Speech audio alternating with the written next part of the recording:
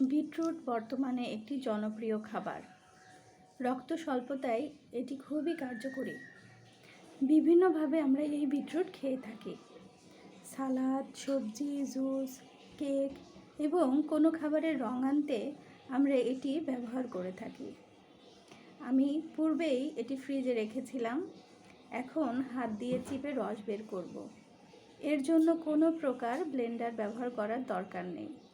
মেয়েদের যেহেতু হিমোগ্লোবিন কম থাকে, সেই জন্য মেয়েরা প্রতিদিন অল্প পরিমাণে এই বিটরুট বিভিন্ন উপায়ে খেতে পারে।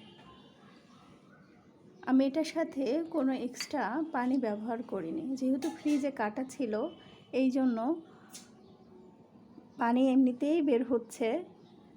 আর এভাবে খুব সহজেই চিপে চিপে আমি রস বের করতে পারছি।